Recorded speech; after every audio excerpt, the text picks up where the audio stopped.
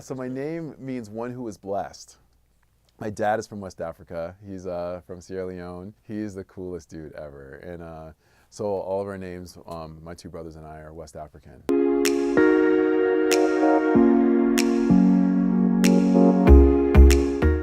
22 years old, my very first job after college, I remember I had a plastic name tag on and it said Shola. I walked in and met with my boss. This boss saw my name as if he saw it for the very first time. My boss looked at me and he narrowed his eyes and he was like, you know, I don't like your name. It's too complicated and weird.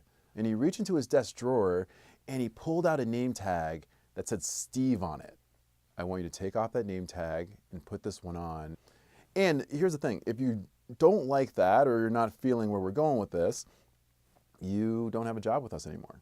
So at 22 years old, I was faced with my first major career decision and I bombed. I took off my name tag that said Shola, I put it on the table and I put on the name tag that said Steve and I wore it for my entire time that I worked there. Prior to that moment, I had a blind trust in leaders, and I believe that every leader cared about the people who they were entrusted to lead. I spent the past 2 decades researching leadership and understanding what happens when people lead in a way that's not effective.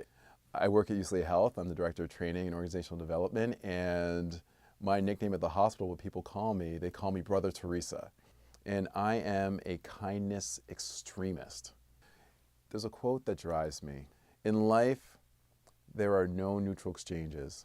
You either give life or you drain it. If we thought as leaders, every action that we did either gave life or took it away, how would that change how we led others? What if as leaders, we looked people in the eye, shook their hand, treated them with the respect that they're deserving, irrespective of their role, leaving every single thing that you touch and every one you touch just a little bit better than you found them? And there's an image that I think encapsulates this perfectly. At the top, you see the boss directing others, pointing, saying, go. Below that, though, is a leader who's walking lockstep with the people who he or she is entrusted to lead. And what's so great about this is that the leader is not saying, follow me, but taking a step further to say, I'll go first. We're the land of the optimists here at UCLA. As optimists, it's not blind optimism, it's deserved, real optimism, and it starts with what we get to do each and every day that we show up.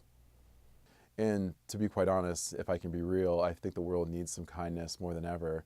Specifically, people with the courage to say, I'll go first, to lead with civility, respect, and dare I say, love in the work that we do.